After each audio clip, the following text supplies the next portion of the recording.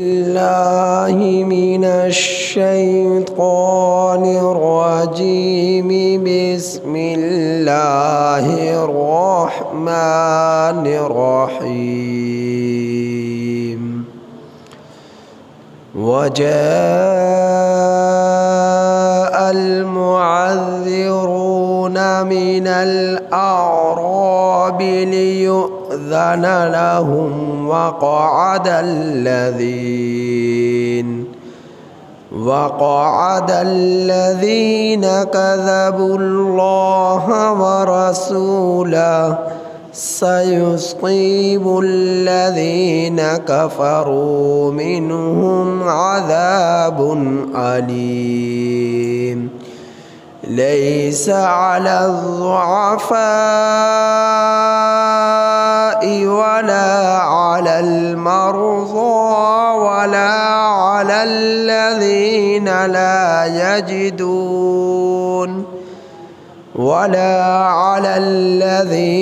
لا يجدون ما ينفقون حرج إذا نصحوا لله ورسوله ما على المحسنين من سبيل والله غفور رحيم. ولا على الذين إذا ما أتوك لتحملهم قلت لا أجد ما أحملكم عليه تولوا وأعينهم تفيض من الدمع حزنا ألا يجدوا ما ينفقون. إنما السبيل على الذين يستأذنونك وهم أغنياء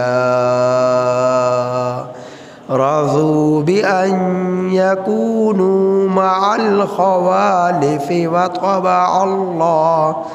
وطبع الله على قلوبهم فهم لا يعلمون.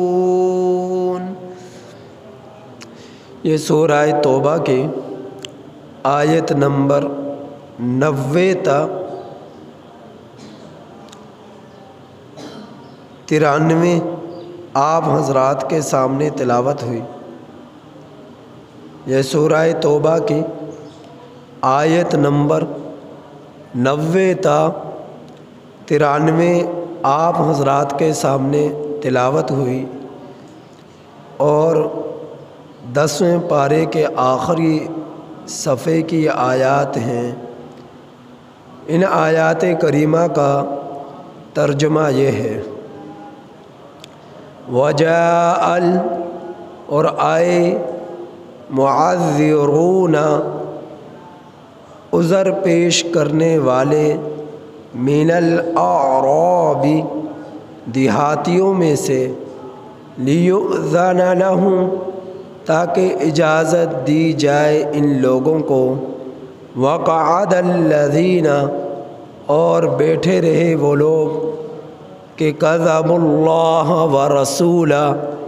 کہ جنہوں نے جھوٹ بولا اللہ سے اور اللہ کے رسول صلی اللہ علیہ وسلم سے. سیصیب الذین ان قریب پہنچے گا ان لوگوں کو کہ جنہوں نے کفر کیا منہم ان لوگوں میں سے عذاب علیم دردناک عذاب. لیس علی الضعفاء نہیں ہے بیماروں پر نہیں ہے کمزوروں پر ولا علی المرضى اور نہیں ہے بیماروں پر ولا علی الذین اور نہ ہی ان لوگوں پر لا یجدون جو نہیں پاتے ما ينفقون وہ چیز کہ جس کو وہ خرچ کریں حرج کوئی حرج کوئی گناہ نہیں ہے، کوئی گناہ کمزوروں پر اور نہ ہی بیماروں پر اور نہ ہی ان لوگوں پر جو نہیں پاتے وہ چیز کہ جس کو وہ خرچ کریں، اذا نصحوا للہ ورسولہ، جس وقت کہ وہ خالص کرنے والے ہوں اللہ اور اللہ کے رسول صلی اللہ علیہ وسلم کو، جب کہ وہ اخلاص کے ساتھ تعلق رکھنے والے ہوں، مخلص ہوں، جب کہ وہ لوگ مخلص ہوں اللہ کے ساتھ اور اللہ کے رسول صلی اللہ علیہ وسلم کے ساتھ، ما علی المحسنین، نہیں ہے نیکی کرنے والوں پر من سبیل، کوئی الزام، واللہ غفور الرحیم، اور اللہ تعالی بخشنے والا ہے، مہربان ہے، ولا علی الذین، اور نہ ہی ان لوگوں پر کہ اذا ما اتوک، جس وقت کہ وہ لوگ آپ صلی اللہ علیہ وسلم کے پاس آئے، لتحملہم، تاکہ آپ ان کو سواری دیں، قلتا، تاکہ آپ ان کو سوار کریں، قلتا، آپ نے کہا، لا اجد، میں نہیں پاتا، ما احملکم علیہ، وہ چیز کہ جس پر میں تمہیں سوار کروں، تولوا، وہ لوگ پھرے، واعینہم، اور ان کی آنکھیں، تفیض من الدمع، آنسو بہا رہی تھی، حزنا، غم کی بنا پر، اللہ یجدو، کہ وہ نہیں پاتے وہ چیز، ما ينفقون، جسے وہ خرچ کریں، انما السبیل، بے شک الزام، علی الذین، ان لوگوں پر ہے، یستأذنونک، کہ وہ رخصت طلب کرتے ہیں آپ صلی اللہ علیہ وسلم سے، وہم اغنیاء، حالانکہ وہ مالدار ہیں، رضوا، وہ راضی ہو گئے، بأن یکونوا، اس بات پر کہ وہ ہو گئے، مع الخوالف، پیچھے بیٹھنے والی عورتوں کے ساتھ، وطبع اللہ، اللہ نے مہر لگا دی، علی قلوبہم، ان لوگوں کے دلوں پر، فہم لا یعلمون، سو وہ لوگ نہیں جانتے۔ یہ 10ویں پارے کی آخری آیات کریمہ ہیں، اور ان آیات کریمہ کے ساتھ 10واں پارہ مکمل ہو جاتا ہے۔ آپ گزشتہ کئی رکوعوں سے منافقین کا تذکرہ سنتے چلے آئے ہیں، اور سورہ توبہ میں اکثر حصہ منافقین کے تذکرے پر مشتمل ہے۔ ان آیات کریمہ میں بھی اللہ جل شانہ نے منافقین کا ذکر فرمایا ہے۔ غزوہ تبوک، یہ غزوہ تبوک مدینہ منورہ سے اس تک پہنچنے میں تقریباً ترکوں کے زمانے میں 15 اسٹیشن لگا کرتے تھے، اور اس وقت اسٹیشن بھی بہت دور دور ہوا کرتے تھے، چونکہ آبادی بہت کم تھی اور دور دور تھی، تو اسی مناسبت سے ترکوں کے زمانے میں تبوک کے مقام تک پہنچنے کے لیے 15 اسٹیشن لگا کرتے تھے، ہوا کرتے تھے، اور ایک اسٹیشن کا دوسرے اسٹیشن تک پہنچنے میں ایک طویل فاصلہ تھا۔ آج کے زمانے کی طرح نہیں کہ قریب قریب اسٹیشن ہوا کرتے، کیونکہ آبادی قریب قریب ہے تو اسٹیشن بھی قریب قریب ہیں، تو ترکوں کے زمانے میں آبادی بہت کم تھی تو اسٹیشن بھی دور دور تھے، اور یہ عرب کی یہ آخری سرحد تھی، سعودیہ عرب کی یہ آخری سرحد کے مقام پر آخری سرحد جو تھی وہ تبوک تھی۔ تبوک پر سعودیہ عرب کی سرحد مکمل ہوتی ہے، تو ایک لمبا سفر تھا اس تک پہنچنے میں۔ تو اس تک پہنچنے میں کے لیے جب مسلمان نکلے ہیں، آپ صلی اللہ علیہ وسلم کے صحابہ کی جماعت نکلی ہے رومیوں سے لڑنے کے لیے، ہرکل روم سے جو ہے سامنا کرنے کے لیے، تو ان کے چل چل کر پاؤں پر چھالے پڑ گئے اور ناخن انگلیوں سے اتر گئے اور کپڑے میلے کچیلے ہو گئے اور بال پراگندہ ہو گئے اور جو ہے برا حال ہو گیا، اور سفر کی مشقت کی بنا پر تکان انتہا پر پہنچ گئی، تھکاوٹ انتہا پر پہنچ گئی۔ تو یہ ایک بہت کٹھن اور مشقت بھرا سفر تھا۔ تبوک کی لڑائی سن 9 ہجری میں پیش آئی، یعنی ہجرت کے 9ویں سال پیش آئی، اور فتح مکہ سن 8 ہجری میں پیش آیا، اور سن 8 ہجری میں عرب کا اکثر حصہ لوگوں کا مسلمان ہو چکا تھا، اکثر لوگ مسلمان ہو چکے تھے، اور اس وقت ایک یہودی ابو عامر راہب جو انتہائی سازشی قسم کا شخص تھا، شرارتی قسم کا شخص تھا، فتح مکہ کے بعد یہ کسی طرح روم کے بادشاہ ہرقل کے پاس پہنچا اور اس سے جا کر کہنے لگا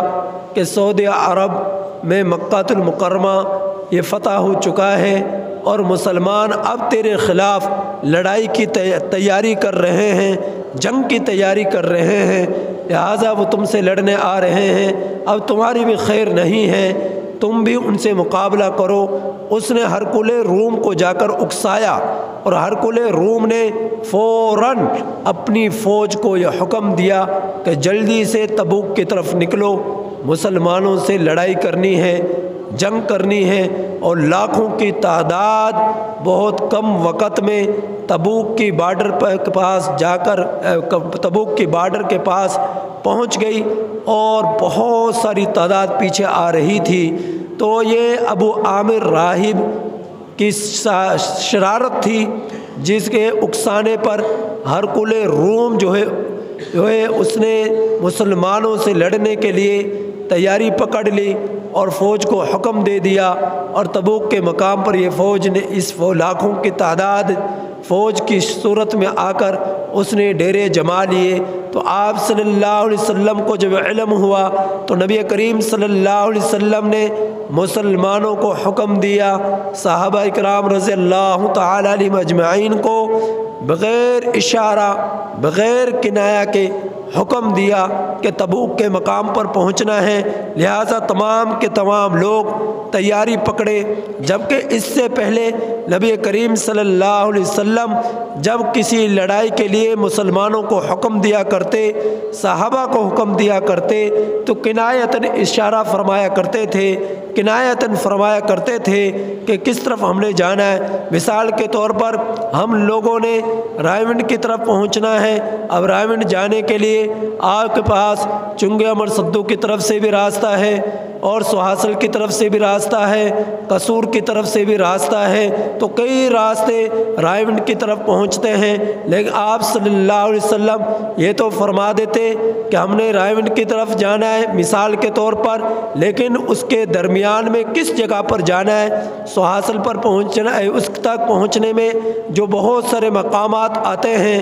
ان مقامات میں سے کس مقام پر پہنچنا ہے، یہ نبی کریم صلی اللہ علیہ وسلم نہیں فرمایا کرتے، تو کنایتاً اشارہ فرمایا کرتے کہ اس طرف ہم نے جانا ہے، لیکن جس طرف جانا ہے اس میں کون سا مقام ہے جس پر جانا ہے، اس کا آپ صلی اللہ علیہ وسلم وضاحت نہ فرماتے تھے۔ لیکن تبوک کے مقام پر پہنچنے کے لیے اشارہ کنایہ کے بغیر ہی نبی کریم صلی اللہ علیہ وسلم نے فرمایا کہ تبوک کے مقام پر پہنچنا ہے اور رومیوں سے لڑائی کرنی ہے، یا آپ صلی اللہ علیہ وسلم نے وضاحت فرما دی کہ لہٰذا تم سب کے سب تیاری پکڑو اور اس لڑائی میں شرکت کرو۔ تو جو مخلص مسلمان تھے ان سب نے تیاری پکڑی، جن کی تعداد جیسا کہ بتلائی جا چکی 30,000 دوسرا کول، 40,000 تیسرا کول، 70,000 تعداد تھی مسلمانوں کی، مقابلے میں لاکھوں کی تعداد تھی رومیوں کی۔ تو نبی کریم صلی اللہ علیہ وسلم کے حکم پر تمام مخلص مسلمانوں نے تیاری پکڑی، سوائے 10 آدمیوں کے جو مسلمان تو تھے، مخلص تھے، لیکن سستی کی بنا پر وہ رہ گئے، جن میں سے 6 تو ان کی توبہ جلدی قبول ہو گئی، 3 ایسے تھے جن کی توبہ بہت طویل زمانے کے بعد قبول ہوئی اور بہت زیادہ ان کو مشقت کا سامنا کرنا پڑا، تو ان کا ذکر اس صورت کے آخر میں آئے گا۔ تو 10 لوگ ایسے تھے کہ جو کسی سستی کی بنا پر تھے تو مسلمان مخلص تھے، لیکن سستی کی بنا پر پیچھے رہ گئے، تو اللہ رب العزت نے ان کا بھی ذکر ان آیات کریم آخر میں فرمایا ہے اس صورت کے۔ تو باقی جو رہ گئے تھے پیچھے، ان میں سے کئی طرح کے لوگ تھے، بعض وہ تھے جو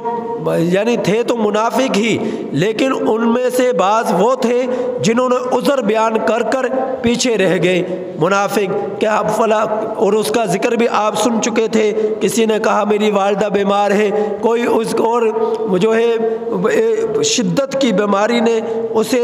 جکڑ لیا ہے، قریب ہے کہ وہ مر جائے، اگر وہ مر گئی تو اس کی تجہیز اور تکفین اور تدفین کا انتظام کون کرے گا؟ یہ عذر بیان کیا۔ کسی نے کہا میرا غلام بھاگ گیا، جانور پیاسے رہ جائیں گے، وہ مر جائیں گے۔ کسی نے کہا میری فصل پک چکی ہے اور پھل پک چکے ہیں اور پیچھے ان کو سنبھالنے والا کوئی نہیں، وہ ضائع ہو جائیں گے۔ تو اس طرح کے عذر بیان کیے تھے وہ منافق اور پکے کافر، اور نفاق ان کے دل کے اندر اتر چکا تھا۔ مسلمان نہیں تھے لیکن مسلمان کہلاتے تھے، کلمہ پڑھتے تھے، نمازیں پڑھتے تھے اور کہا کرتے تھے ہم مسلمان ہیں، لیکن مسلمان نہیں تھے۔ تو انہوں نے عذر بیان کیے اور عذر بیان کر کر پیچھے رہ گئے۔ کچھ لوگ ایسے تھے جنہوں نے عذر بیان کرنے کی بھی زحمت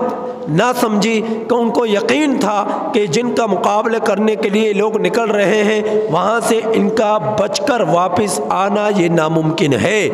اس لیے انہوں نے عذر بھی بیان کرنا مناسب نہ سمجھا اپنے لیے اور پیچھے بیٹھے رہے۔ تو اللہ رب العزت نے ان آیات کریمہ میں ان کا ذکر فرمایا شروع میں جنہوں نے عذر بیان کیا اور عذر بیان کر کر پیچھے رہ گئے۔ یاد رکھیے گا یہ تبوک کا سفر انتہائی مشقت بھرا سفر تھا، اور ان لوگوں کے دنیا کے لالچ، دنیا کے ہوس، دنیا کا مکر فریب ان کو لے ڈوبا، اور یہ کفر پر نفاق پر جمے رہے اور تبوک کے لڑائی کے لیے نہ نکلے، پیچھے رہے اور عذر بیان کیے۔ اللہ سبحانہ و تعالی نے ان لوگوں کے اس عذر کو بھی، اس عذر کا تذکرہ کیا جو ان منافقین نے نبی کریم صلی اللہ علیہ وسلم کے سامنے آ کر پیش کیا۔ کیا کہا؟ وجاء المعذرون،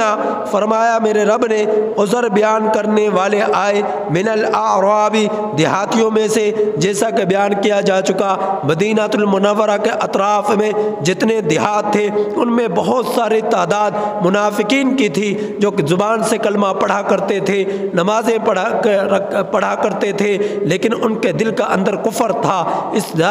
ظاہراً اپنے آپ کو مسلمان کہلاتے لیکن اندر کفر تھا، نفاق تھا۔ تو یہ دیہات کے رہنے والے اکثر لوگ منافق تھے جو مدینہ المنورہ کے اطراف میں تھے، کچھ مدینہ کے اندر تھے۔ تو دیہات میں مدینہ کے اطراف سے دیہاتی لوگ آئے اور عذر بیان کرنے لگے نبی کریم صلی اللہ علیہ وسلم کے سامنے آ کر، لیؤذن لہم، یہ عذر کیوں بیان کیے؟ جو عذر بیان کیے ان کا بھی میں نے آپ حضرات کے سامنے ذکر کر چکا، اور کیوں عذر بیان کیا اللہ نے اس کا ذکر فرمایا، لیؤذن لہم، تاکہ ان لوگوں کو اجازت دے دی جائے کہ ٹھیک ہے تم یہیں پر بیٹھے رہو اور جہاد کے لیے نہ نکلو،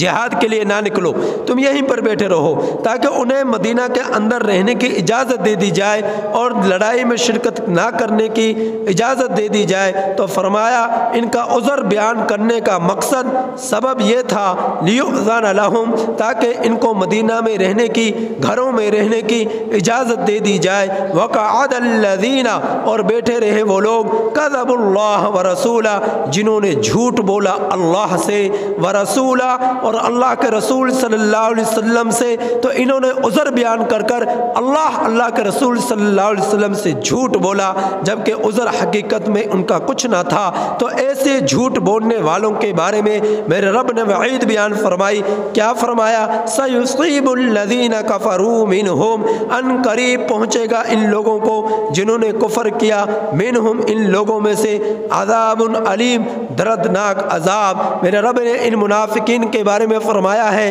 کہ ان المنافقین فی الدرک الاسفل من النار، کہ جہنم کے سب سے نچلے طبقے میں ان منافقین کو میرا رب ڈالے گا اور جہنم میں پہنچائے گا، اور جہنم کا یہ سب سے نچلا طبقہ ایسا خطرناک ہے، ہولناک ہے کہ اس میں جو جائیں گے ان کو عذاب جہنم کے تمام طبقوں سے بڑھ کر ہوگا، اور یہ عذاب دردناک ہوگا۔ تو منافقین کے لیے عذاب سب سے خطرناک ہوگا، سب سے زیادہ ہولناک ہوگا۔ تو اللہ رب العزت ان لوگوں کو دردناک عذاب کا مزہ چکھائیں گے کل قیامت کے دن۔ کن لوگوں کو؟ جنہوں نے نفاق اختیار کیا، کفر اختیار کیا اور اسلام کو چھوڑ دیا، اسلام کا نام لیتے، کلمہ پڑھتے اور ظاہراً اپنے آپ کو مسلمان کہلاتے، حقیقت میں وہ کافر تھے، حقیقت میں وہ مشرک تھے، حقیقت میں وہ یہودی تھے، حقیقت میں وہ نفاق ان کے دلوں میں پیوست ہو چکا تھا، اتر چکا تھا۔ مسلمانوں کو، نبی کریم صلی اللہ علیہ وسلم کو دھوکہ دینے کی کوشش کیا کرتے تھے۔ اللہ رب العزت نے آگے ان لوگوں کا ذکر فرمایا کہ جو عذر کی بنا پر رہے، اور ان کا سبب تھا، عذر تھا جہاد میں شرکت نہ کرنے کا، اور حقیقتاً عذر تھا، کسی مجبوری کی بنا پر، کسی عذر کی بنا پر وہ پیچھے رہے، اور حقیقتاً وہ مسلمان تھے، مخلص لوگ تھے، ان کے دل کا اندر ایمان تھا، ان کے ظاہر پر بھی اسلام تھا، دل میں بھی ایمان تھا، پکے مسلمان تھے، لیکن عذر درپیش تھا۔ اس عذر کی بنا پر وہ پیچھے رہ گئے، چاہتے تھے ہم نکلیں، چاہتے تھے ہم اس غزوے میں شرکت کریں، لیکن عذر ایسا بن گیا کہ چاہتے ہوئے بھی شرکت نہ کر سکے۔ وہ عذر کا اللہ رب العزت نے ذکر فرمایا، لیس علی الضعفاء، کوئی گناہ نہیں ان لوگوں پر جو پیچھے رہ جانے والوں میں کمزور تھے، کوئی لنگڑا ہے، کوئی اپاہج ہے، کوئی نابینا ہے، کوئی معذور ہے، کوئی جو ہے جسم کے اعضاء اس کا ساتھ نہیں دے رہے، اور بچے ہیں یا بوڑھے ہیں، اور بڑھاپے کا ضعف ان کو اس قدر کمزور کر چکا تھا کہ وہ جہاد میں شرکت نہ کر سکتے تھے۔ میرے رب نے ان کو رخصت عطا فرمائی کہ پیچھے رہ جانے میں ان لوگوں کے پر کوئی گناہ نہیں ہے۔ ولا علی المرضى، آگے میرے رب نے فرمایا دوسرے وہ لوگ جو مریض ہیں، بخار ہے، سر میں شدید درد ہے، جسم میں شدید تکلیف ہے، اور کوئی بیماری ایسی ان پر لاحق ہے کہ جس بیماری نے شدت پکڑ لی اور پکڑ چکی، اور اس بیماری کی شدت کی بنا پر یہ لوگ غزوہ تبوک میں شرکت نہ کر سکے تھے اور کر سکتے تھے۔ تو اللہ رب العزت نے فرمایا ان لوگوں پر بھی کوئی گناہ نہیں ہے جہاد میں شرکت نہ کرنے کی بنا پر۔ پھر آگے میرے رب نے فرمایا ولا علی الذین، اور نہ ہی ان لوگوں پر کوئی گناہ ہے کہ لا یجدون ما ينفقون، جو نہیں پاتے وہ چیز جس کو وہ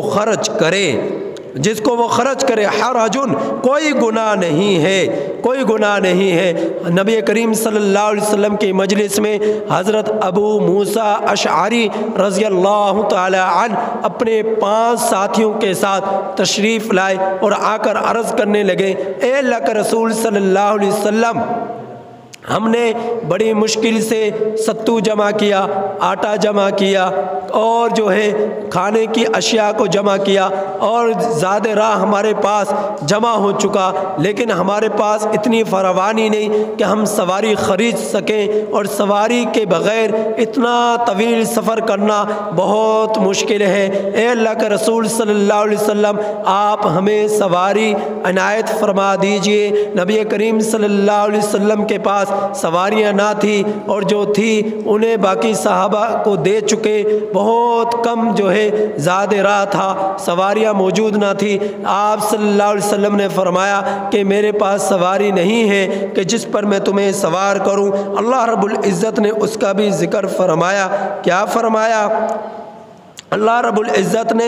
فرمایا، اللہ کے رسول صلی اللہ علیہ وسلم نے فرمایا قلت لا اجد ما احملکم علی، آپ نے فرمایا میں نہیں پاتا وہ چیز کہ جس پر میں آپ کو سوار کروں۔ تو یہ لوگ ان کے پاس چونکہ سواری نہ تھی تو فرمایا کہ اے اللہ کے رسول صلی اللہ علیہ وسلم، 3 سواری نہیں تو 2 ہی سواری دے دیجئے، ہم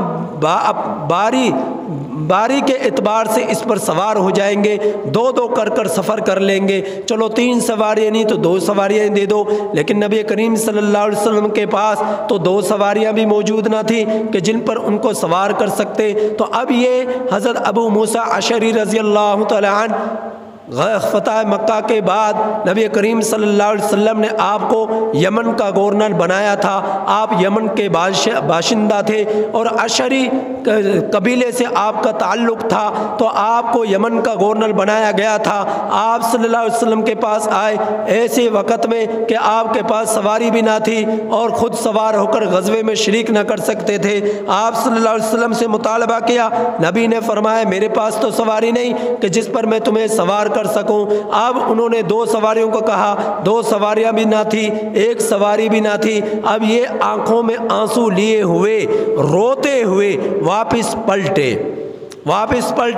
روتے ہوئے کہ ہم اس جہاد سے محروم ہو جائیں گے اور کتنی بڑی نعمت سے ہم لوگ اعزاز سے محروم ہو جائیں گے، روتے ہوئے واپس پلٹے۔ میرے رب نے ان کے اس کیفیت کو ذکر فرمایا، کیا فرمایا؟ تولوا، وہ لوگ پھرے، واعینہم، اور ان کی آنکھیں تفیض من الدمع،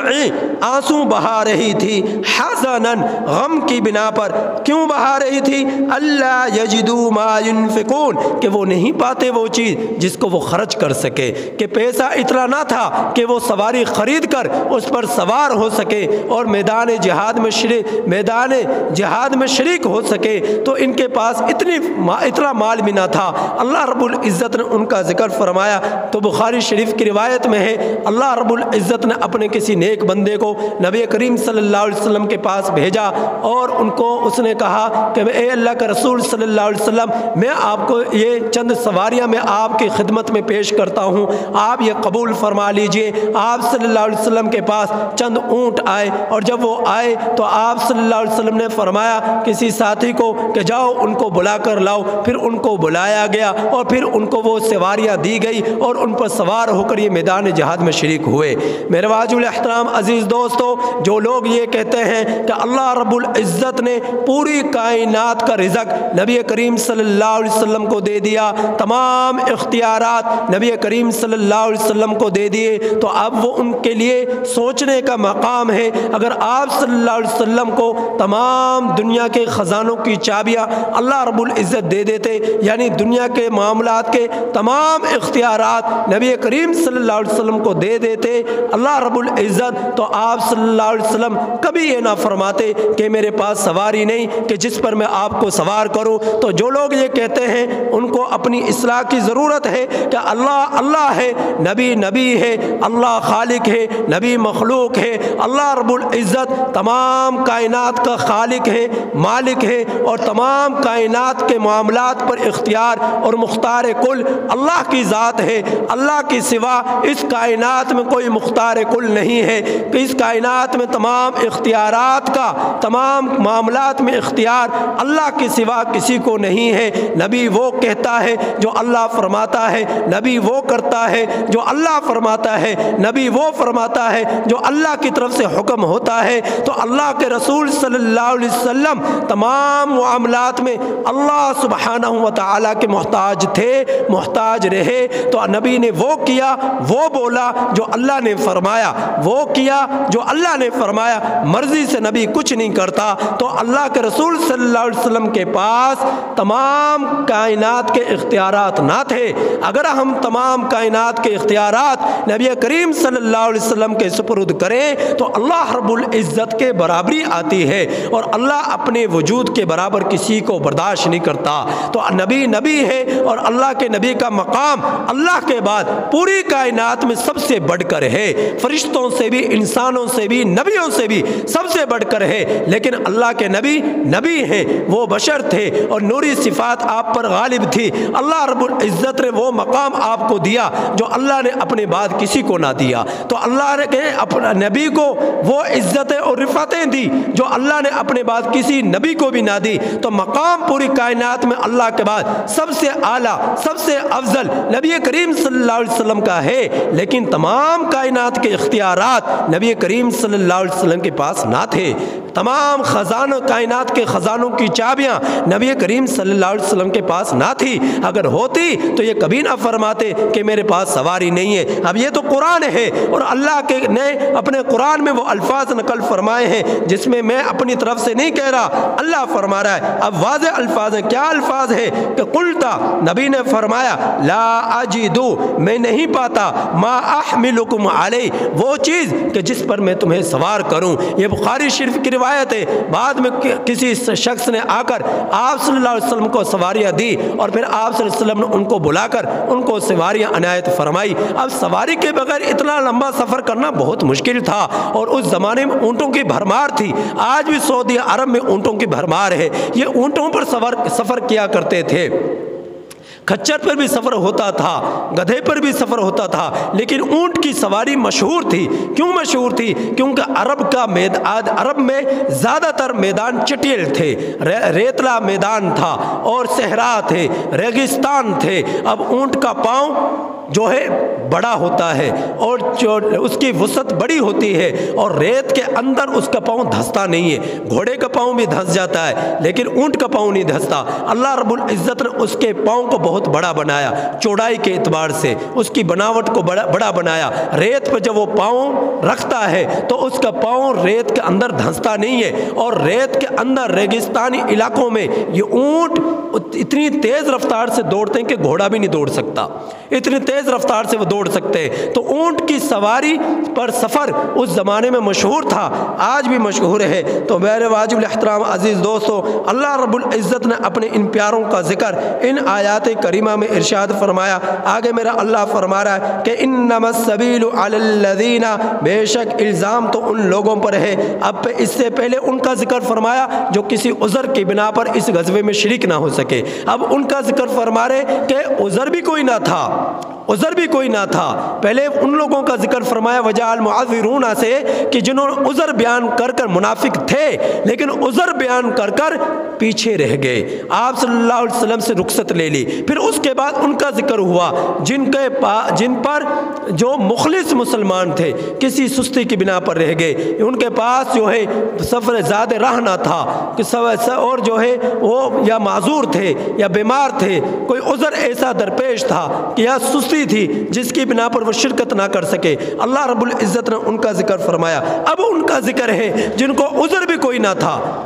اور تھے بھی منافق، مسلمان بھی نہ تھے، تو اب بغیر عذر کے اور عذر بیان کیے، عذر بھی کوئی بیان نہ کیا اور تھا بھی کوئی عذر نہیں، جیسا کہ پہلے عذر نہ تھا لیکن عذر بیان کر دیا، پیچھے رہ گئے۔ اب ان کا ذکر ہے عذر بھی نہ تھا اور عذر بیان بھی نہ کیا اور پیچھے رہ گئے، تو اللہ رب العزت نے آخری آیت کریمہ میں ان کا ذکر فرمایا کہ انما السبیل، بے شک الزام ان لوگوں پر ہے، علی الذین یستأذنونک، کہ جو وہ رخصت طلب کرتے ہیں نبی کریم صلی اللہ علیہ وسلم سے، وہم اغنیاء، حالانکہ وہ مالدار ہیں،